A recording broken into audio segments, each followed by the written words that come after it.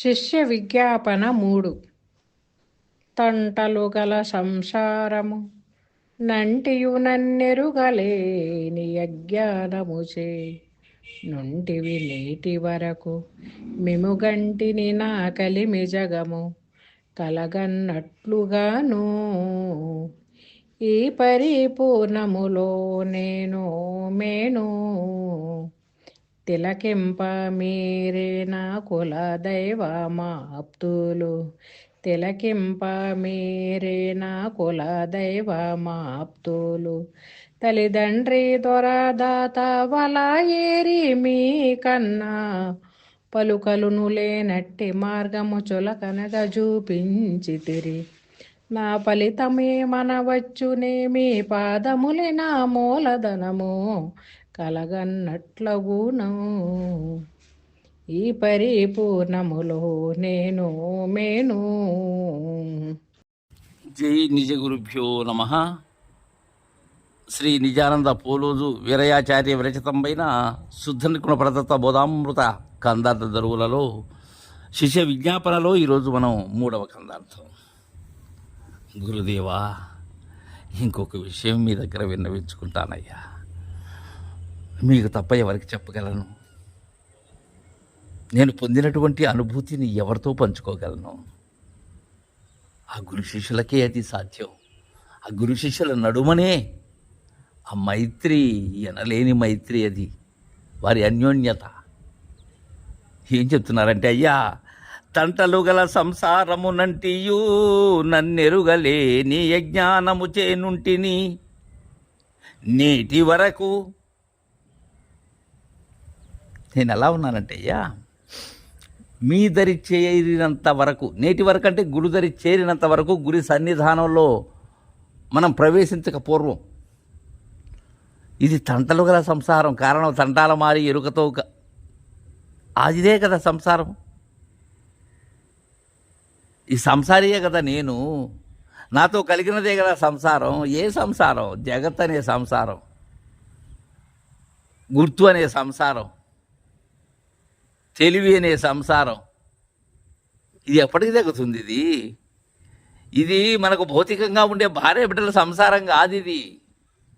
దీనికి బిడ్డలు అనబడేటువంటి ఇంద్రియాలు ఉన్నాయి, భార్య అనబడేటువంటి దేహము ఉన్నది, దాంతో నేను ఏగుతూ ఉన్నది. అంటియు దాన్ని అంటుకొని ఉన్నాను. అయితే ఇక్కడ పోలోజు వీరాచార్యులు చాలా చక్కటి ప్రయోగం. మనం ఏమనుకుంటున్నామంటే, అది నన్ను దాన్ని అంటుకున్నాను నేను అంటాం లేదు, అది నన్ను అంటుకున్నది నేను దాన్ని విడలేకున్నాను అంటాం. కాదు, నువ్వు అంటుకున్నావు దాన్ని. ప్రవాహంలో ఒక ఎలుగుబంటు పోతూ ఉంది.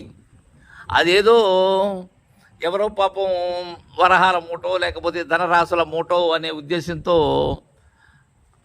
ఒక అన్నదమ్ములు ఒడ్డున ఉండేటప్పుడు అన్న దిగేశాడు. ఆశతో దిగేసి అది మూట అనుకునే భ్రమతో దాన్ని పట్టుకున్నాడు. అయితే పట్టుకోవటమే అయితే మొట్టమొదటి వీడే పట్టుకున్నది, తర్వాత అది పట్టుకున్నది వీడిని. ఏది? ఆ ఎలుగుబంటు పట్టుకున్న తర్వాత ఒడ్డున ఉండబడేటువంటి తమ్ముడు, అన్నయ్య, దానిని వదిలేసి, నేను చెప్తే వినలేదు, అది ఎలుగుబంటి నిన్ను చంపేస్తుంది, దాన్ని వదిలిపెట్టేసి అన్నయ్య అంటాడు. ఈ అన్నయ్య ఏమంటాడో తెలుసా? తమ్ముడు, నేను ఎప్పుడో వదిలేసానరా దాన్ని, అది నన్ను వదలటం లేదురా అని. అలా నువ్వు అనుకుంటావు సంసారాన్ని నేను వదిలేయాలి అని. అది సాధ్యం? అది నువ్వు వదిలినా అది వదలటం లేదు. అలా పట్టుకున్నావు నువ్వు దాన్ని. నన్నెరుగలేని జ్ఞానము చే నన్ను ఎరగలేకపోయాను. నన్ను తెలుసుకున్నట్లయితే అన్నీ తెలిసిపోయి ఉండేటివి నాకు. నేనేదో శాశ్వతమని, నేనే బ్రహ్మమని, ఆ శృతులు చెప్పినటువంటి జ్ఞాన మార్గాలన్నిటినీ కూడా నమ్మి నన్నెరుగలేక, నా లేనితనాన్ని నేను కనుగొనలేక నుంటిని నేటి వరకు మిముగంటిని. ఎప్పుడైతే మిమ్ములను దర్శించానో, మీ సన్నిధి చేరానో, నా కలిమి జగము కలగన్నట్లుగాను ఈ పరిపూర్ణములో నేను మేను. నా కలిమి జగము ఏమైంది? కలైపోయిందయ్యా.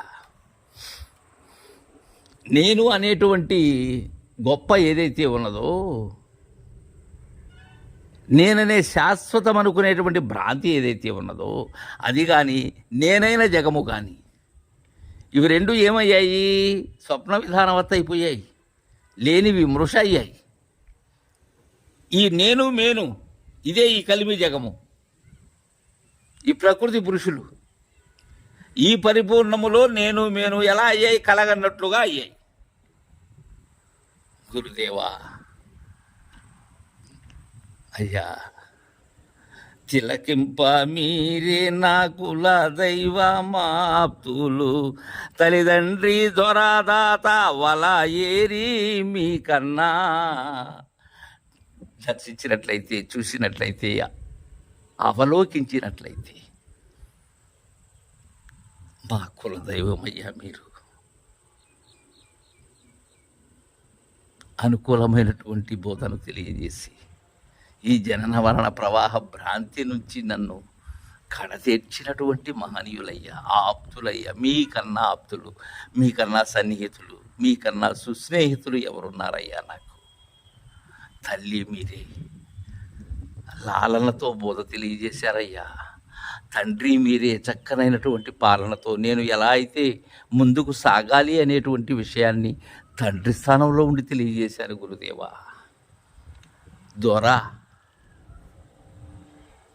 దొరలాగా, ఒక ప్రభువులాగా నన్ను మీ సంరక్షణలో నాకు కావలసినవన్నీ సమకూర్చారయ్యా. దాత, మీరు మీ గురువు దగ్గర పొందినటువంటి బోధ ఏదైతే ఉన్నదో, ఆ భూమానంద మందిప్పల హనుమంతరాజ యోగీంద్రుల స్వాముల వారి దగ్గర, అలానే పగడాల వెంకటేశ్వర అవధూత స్వాముల వారి వద్ద మీరు అందుకున్నటువంటి బోధను దాతృత్వంతో నాకు ఇచ్చారయ్యా. అలా దానం చేశారయ్యా నాకు. అవల ఏరి మీకన్నా ఇంకెవరున్నారయ్యా?